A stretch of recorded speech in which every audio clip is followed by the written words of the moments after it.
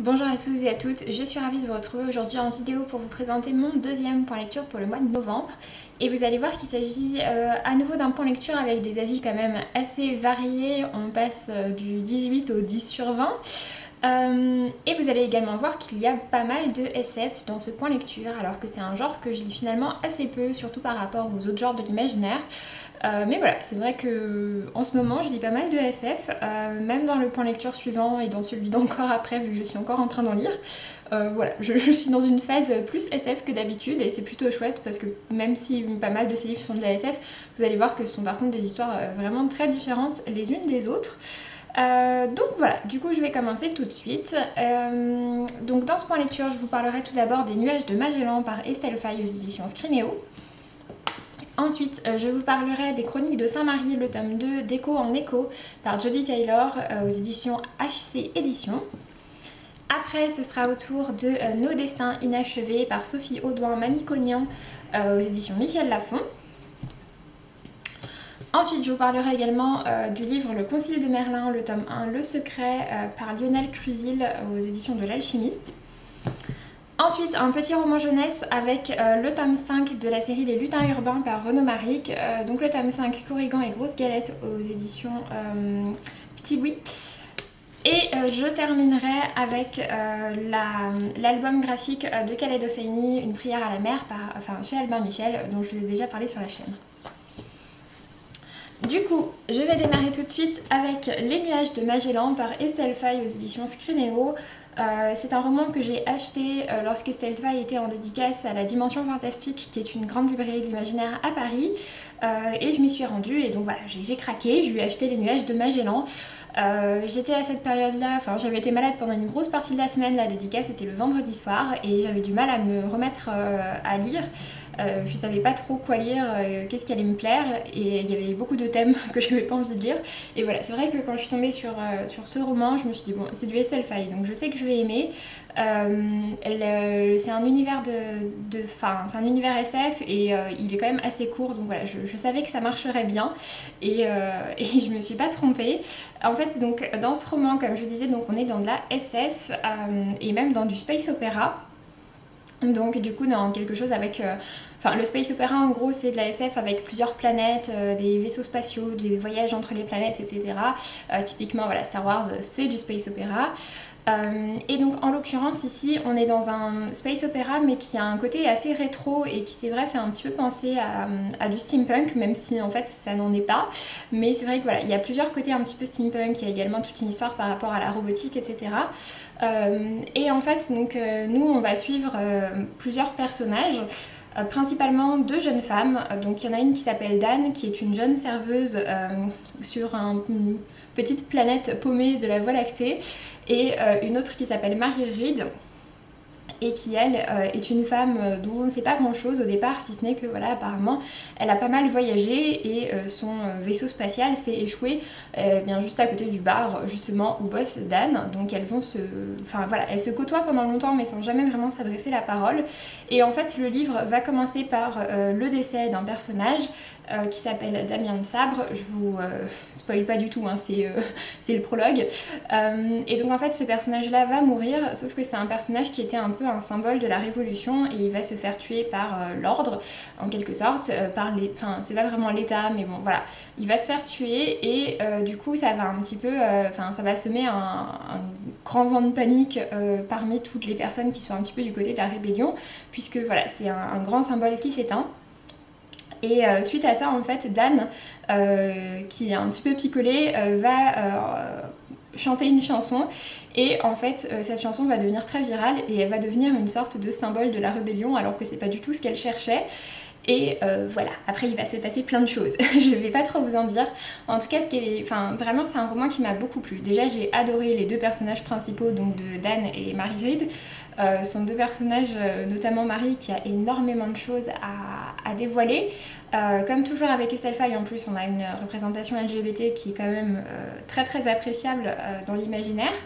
On a toujours donc, ouais, une très chouette écriture d'Estelle Faye, quel que soit son univers, et aussi varié ces univers soient-ils, je trouve qu'il y a toujours quand même cette très belle écriture qu'on retrouve à chaque fois. C'est un roman qui est vraiment très prenant, il est assez court du coup, enfin voilà, on est vraiment tout le temps pris dedans, on n'a pas le temps de s'ennuyer. L'histoire pour autant est bien développée, même si c'est vrai que pour ma part forcément j'aurais aimé en lire beaucoup plus, mais voilà, il n'empêche qu'on a vraiment une histoire qui est bien développée. J'ai été surprise par la fin et même j'ai été surprise à plusieurs reprises dans l'histoire. Voilà, toute cette histoire un petit peu de quête de liberté, de symbole de rébellion, etc. Enfin voilà, ça m'a beaucoup parlé. C'est un roman que j'ai vraiment beaucoup aimé et voilà, je vous le recommande. Pour ma part, j'ai mis la note de 17 sur 20 et il est sélectionné parmi les 21 sélectionnés du PLIB. J'espère qu'il ira loin dans l'aventure. Ensuite, j'ai donc lu le tome 2 des Chroniques de Saint-Marie par Jodi Taylor, donc le tome 2 qui s'appelle Déco en déco aux éditions HC Éditions, que je remercie très grandement pour l'envoi. Donc j'avais lu le premier tome qui s'appelait D'un monde à l'autre, et le premier tome avait déjà été une très chouette découverte.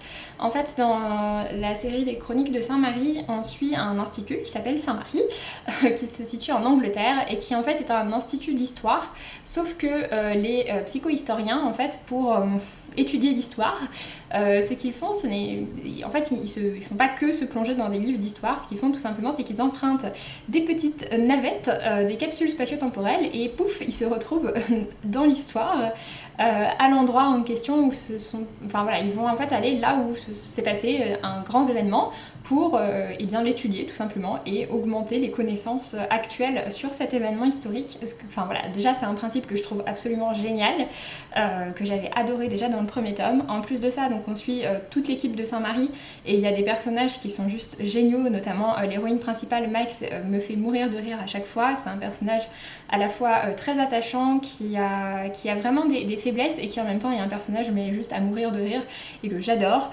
Je sais pas, voilà, j'ai eu l'impression un peu de retrouver une bande de copains voilà, avec laquelle tu es sûr de passer un bon moment. Ce qui est très chouette également dans la série des Chroniques de Saint-Marie, c'est que pour les gens qui sont un petit peu frileux sur la SF, pour le coup je trouve que c'est un livre qui est extrêmement visuel. On peut très bien s'imaginer tout ce qui se passe en film et ça rendrait très bien d'ailleurs.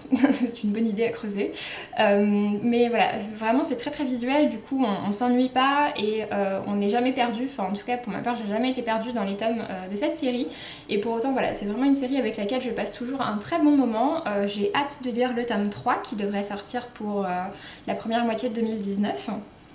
La série comporte déjà une bonne dizaine, je crois, de tomes en VO, mais en tout cas, voilà, pour ma part, j'aime vraiment beaucoup.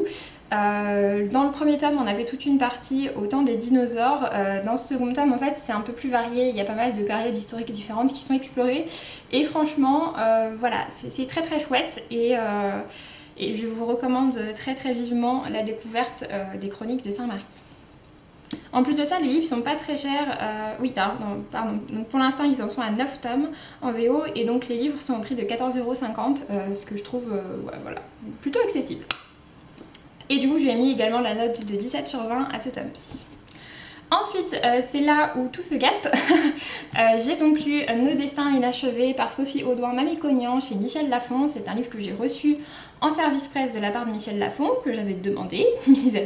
Voilà, il l'avait proposé et il me tentait bien. Et malheureusement, je dois dire que ça l'a pas vraiment pas fait avec moi. Je peux pas dire que ça l'ait pas du tout fait avec moi parce qu'en fait, mon avis est très partagé entre deux parties du roman.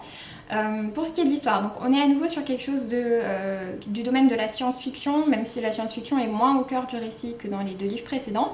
En fait, on suit l'histoire d'une jeune chercheuse qui s'appelle Catherine, qui est sur le point de découvrir le secret de l'immortalité avec son mari, dont elle est également en train d'essayer de se séparer. Sauf que son mari va se faire assassiner devant ses yeux par, enfin elle sait pas par qui, mais a priori quand même par quelqu'un qui veut récupérer ce secret et l'avancée des recherches. Suite à ça, donc Catherine se sent un petit peu pourchassée et décide de s'enfuir. Et notamment de trouver refuge auprès de Charlotte, qui est sa meilleure amie qui vit à New York. Et après, donc voilà, on a toute une histoire donc, qui mêle à la fois du thriller, puisque Catherine est sans cesse poursuivie, qu'il y a plein de personnes qui se font tuer devant elle, etc. En même temps, donc il y a un petit peu de SF avec cette histoire de l'immortalité, et il y a également de la romance sur la fin plutôt, enfin sur la seconde moitié en tout cas. En fait, ce qui m'a vraiment posé problème, c'est que donc c'est un livre qui fait 400 pages. Les 250 premières pages, je me disais, ouais, c'est un thriller de SF, c'est pas incroyable, mais ça se lit bien, c'est prenant, voilà, c'est une bonne lecture sans être formidable, mais c'est plutôt sympa. Et malheureusement, les 150 dernières pages m'ont vraiment énervée. Et voilà, vraiment m'ont vraiment énervée, et il y avait des choses à l'intérieur qui pour moi ne passaient absolument pas. Je vais pas vous spoiler, mais en fait le problème pour moi c'est que Catherine, il lui arrive des choses absolument affreuses. À peu près justement voilà, entre la page 200 et 250 on va dire, il lui arrive des choses affreuses, et à la page 250 elle tombe raide amoureuse et tout ça est loin derrière elle, il n'y en a absolument aucun souvenir, elle peut faire 36 000 choses alors que vraiment elle était dans une extrême mauvaise passe juste avant, et pour moi ça m'a semblé mais complètement impossible que ça puisse virer à ce point par rapport à ce qui lui arrive juste avant, qui sont des événements extrêmement forts et qui est très traumatisant. En fait j'ai l'impression qu'elle les oublie, mais genre en un claquement de doigts, et plus rien à péter, elle s'en fout. Et franchement pour moi ça m'a semblé mais tellement incohérent que vraiment ça m'a profondément énervée. Et d'autant plus que je trouve que voilà, c'est des sujets qui sont quand même sensibles, et les dénigrer à ce point, enfin ouais, pour moi c'est limite, ouais, les dénigrer, de se dire que bah non mais tu peux passer au-dessus comme ça super rapidement et tout ça, et je suis désolée, je suis absolument pas d'accord. Voilà, donc ça m'a vraiment énervée. En plus de ça, à ce moment-là, on a également un personnage qui est extrêmement secondaire, qui s'appelle John, qui est un psychopathe. On nous dit clairement, c'est un psychopathe. Donc une personne psychopathe n'a pas d'émotion. C'est écrit noir sur blanc dans le livre, hein, et c'est vrai. Et par contre, pareil, vers la page 250, John tombe amoureux. C'est un psychopathe, il ne peut pas tomber amoureux. Le principe, c'est que ses relations aux autres sont perturbées. Et là, non, en gros, il tombe plus ou moins amoureux de Catherine, et du coup, il se pose des questions sur le fait de savoir si, oui ou non, il est vraiment méchant. Pareil, ça c'est un détail par rapport à l'autre point, mais c'est aussi quelque chose qui m'a semblé complètement incohérent et qui m'a fait clairement lever les yeux au ciel. Donc voilà, pour moi les 150 dernières pages ont vraiment été très difficiles à passer, il y a plein de choses qui m'ont super énervée dedans, même si le reste de l'histoire, pourquoi pas. C'est pas la romance en elle-même qui me pose problème, le problème c'est dans quel contexte elle arrive en fait, clairement. Qui pour moi, pour le coup, ne passe pas du tout. Donc voilà, il y a... Au départ, c'est une histoire plutôt sympa, mais la fin m'a tellement énervée que clairement, voilà, j'étais juste énervée contre le livre. Après, en plus de ça, il y a autre chose également qui m'a un petit peu gênée, de manière générale, à travers tout le livre, c'est la position des animaux dans la recherche scientifique, où voilà, on nous dit oui, mais c'est mon singe préféré, mais en même temps, le singe, on te dit aussi qu'il est traumatisé des piqûres, et qu'il s'énerve quand il voit des piqûres. Oui, enfin, c'est normal. Voilà, donc, mais à côté de ça c'est ton meilleur pote, oui mais il est quand même traumatisé le singe. Donc voilà, il y a quand même aussi cet élément là qui m'a un petit peu gênée dans le livre, même si je sais que malheureusement c'est souvent la réalité dans le domaine de la recherche, mais je trouvais que c'était pas très bien abordé. Et donc voilà, en fait ce qui me gêne c'est qu'à la fin, dans les remerciements du livre, Sophie Audouin-Mamikonian nous dit qu'elle s'excuse si jamais il y a des incohérences scientifiques, alors que la plupart de son livre est vraiment bien documenté et tout ça, qu'elle cite des articles de recherche, etc., qui appuient son propos par rapport justement aux recherches sur les cellules, sur l'immortalité, machin. Mais pour moi en fait le problème il est clairement pas dans la recherche scientifique, pour moi le problème il est dans la psychologie humaine qui pour le coup vraiment ouais voilà, m'a vraiment énervée à quel point c'était, enfin ouais, ça m'a énervé de voir à quel point c'était aussi peu crédible. Donc voilà, une lecture assez mitigée quand même pour moi, vous l'aurez compris. Je lui ai mis la note de 10 sur 20 parce que ouais voilà, tout le reste de l'histoire est quand même plutôt sympa, mais vraiment cet élément là pour moi ne passe absolument pas, et voilà, raté. Sophie Audouin-Mamikonian, donc c'est l'autrice sinon de la série Tara Duncan, que pour ma part je n'avais jamais lu. Je l'ai découverte avec ce livre aussi, c'est vrai que ça me donne pas très envie de poursuivre. Pour le coup, donc, autant Tara Duncan est destinée à un public jeunesse, autant c'est pas le cas ici. Il y a quand même pas mal de scènes qui sont très sombres, il y a des personnes qui se font tuer de manière assez glauque, il y a d'autres choses, ça parle aussi d'enlèvement à plusieurs reprises, il y a des scènes de sexe aussi qui sont assez décrites, enfin voilà, pour le coup non, c'est pas un public jeunesse, hein. Même si c'est vrai que la couverture en plus il fait un peu penser, mais clairement pas de la jeunesse, et adolescent même limite, grand ado à la limite, pourquoi pas. Ensuite, après ce livre, j'ai donc lu Le Concile de Merlin, le tome 1, Le Secret par Lionel Crusil alias Eloane Kroos aux éditions de l'Alchimiste. Donc c'est un roman qui était déjà paru mais sous le pseudonyme d'Eloane Kroos, et Lionel Crusil qui est l'auteur a décidé de republier le livre modifié, enfin avec le texte retravaillé et du coup cette fois-ci sous son vrai nom. Pour ma part j'avais pas du tout lu la version précédente. C'est également un livre que j'ai reçu en service presse de la part en fait d'une agence de conseil qui parlait de cette nouvelle maison d'édition qui s'est un peu mise à l'imaginaire, avec des livres qui sont plutôt à petit budget. Celui-là est à 14,90 pour un livre qui fait un bon 400 pages, non 350 pages. Donc voilà, c'est des tarifs plutôt intéressants. Parmi ceux qui m'avaient été proposés, j'ai donc choisi celui-ci. Ça se passe en 535 et ça parle en fait donc un petit peu ça parle de la légende arthurienne et de Merlin, mais Merlin est un personnage extrêmement secondaire dans le récit. On traite en fait beaucoup plus de personnages que pour la part je connaissais beaucoup moins dans la légende arthurienne. Après je dois dire que dans la légende arthurienne clairement je connais les bases, hein. Je ne vais pas beaucoup plus loin.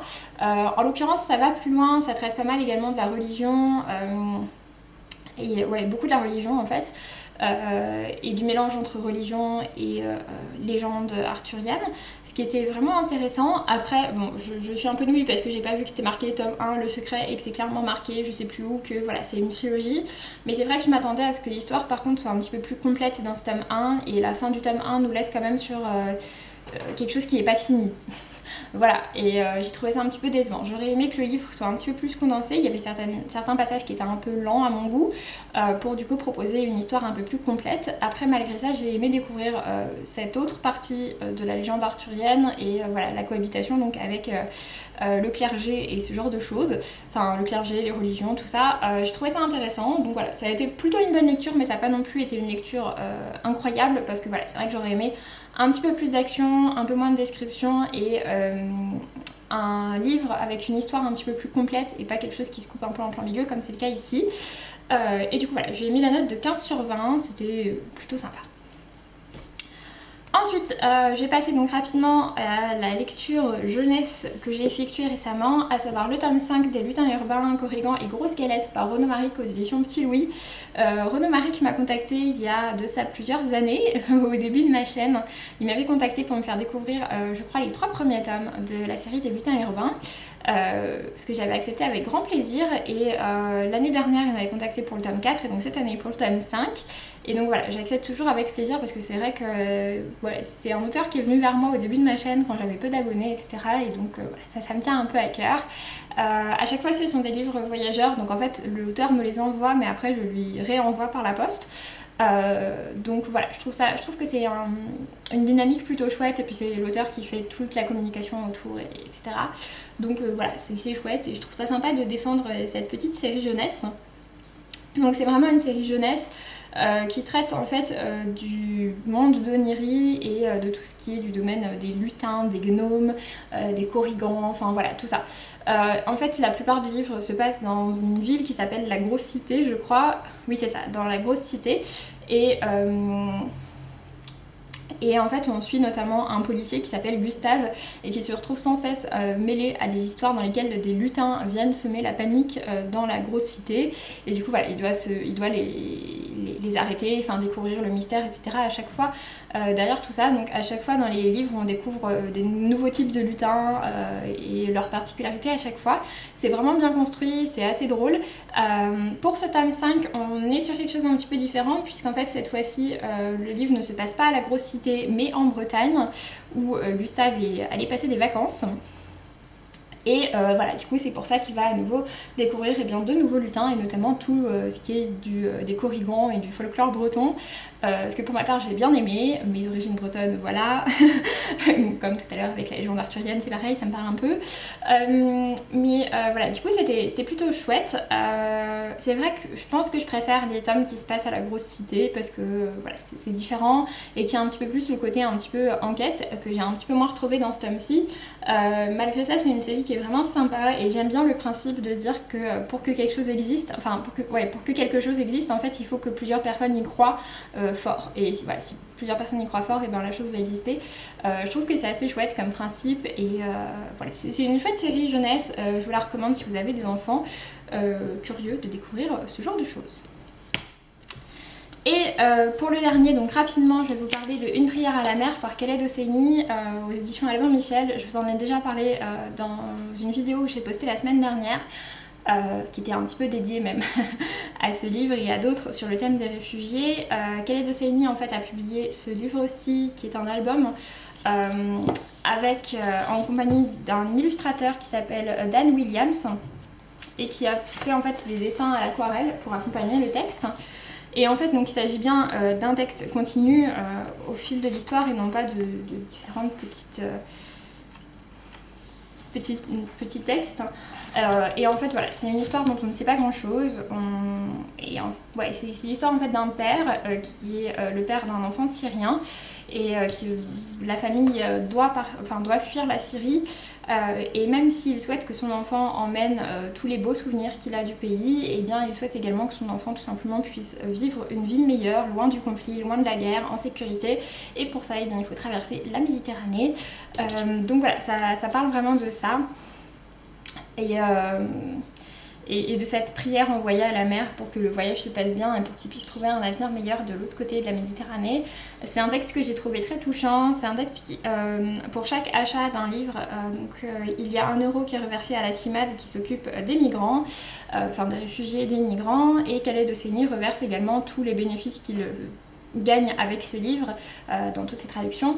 Également pour des associations qui militent pour les réfugiés et pour leurs droits.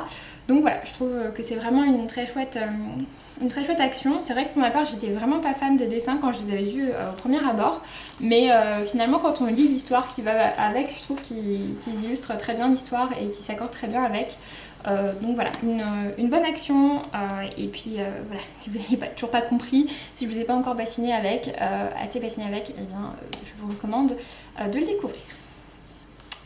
Et du coup, c'est celui-ci auquel j'ai mis la note de 18 sur 20 parce que vraiment, en fait, j'étais surprise. C'est une histoire qui est extrêmement courte et je m'attendais pas du tout à être aussi touchée par cette histoire.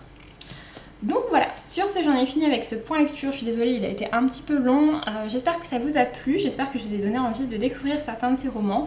N'hésitez pas à me dire si vous en avez lu certains. Et puis, pour ma part, je vous laisse et je vous dis à très bientôt pour une prochaine vidéo. Salut!